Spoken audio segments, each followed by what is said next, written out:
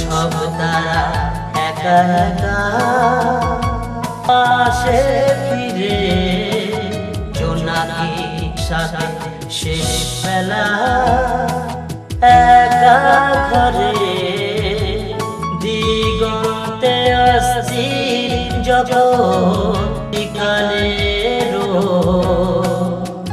তখন বড় শক্তি বল প্রেম হিংসা প্রতিশোধ প্রেম হিংসা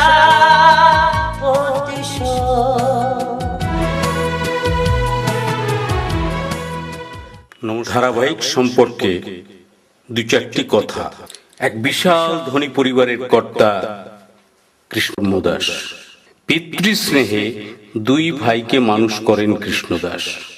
কৃষ্ণদাস তার জীবদ্দশাতেই বিষয় সম্পত্তি দু ভাই চতুর ধর্মদাস বাড়িয়ে যেতে থাকেন তার ব্যবসা।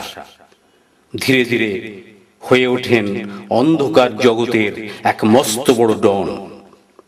গৌতম ভাই সোলাঙ্কি এসে যায় নির্ভীক সাংবাদিক হ্যাঁ জামাইদা, তুমি ঠিকই বলেছ।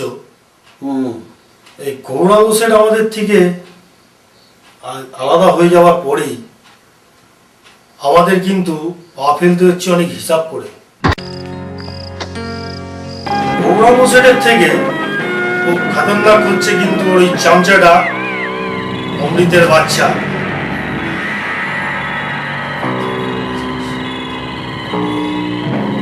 তবুও তো আমাদের কাজকর্মগুলো করতে হবে, খুব ভালো কাজগুলো করতে হবে। ঠিকই, আমাদের যা কাজ করতে হবে খুবই সিক্রেট ভাবে। আমাদের যে বড় বড় ডিল গুলো করতে হয় না, বিশ্বস্ত লোক ছাড়া কিন্তু ডিল করা সম্ভব হবে না। এটা কিন্তু খেয়াল রাখবেন। তাহলে তুই এক কাজ কর, তুই এগুলো নিজে ট্যাকেল তো করছিলিস, আরো একটু ভালোভাবে ট্যাকেল কর। अरे डोंट वरी जमाईदा, जब तक हम हैं आप बिंदास में रहिए, हम हैं ना। वेल, गाड़ी व्यवस्था আছে? গাড়ি ব্যবস্থা আছে। চলুন এগিয়ে দিই, তবে কিন্তু খেয়াল রাখবে, খুব সিক্রেট। চলো। বিরুদ্ধে প্রতিবাদ সেটা তো আমার আছেই।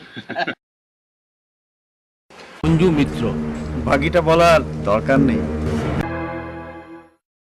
আসছি লক্ষ্মী বললো তুমি দেখেছ? না, আমার একটাই ভয়,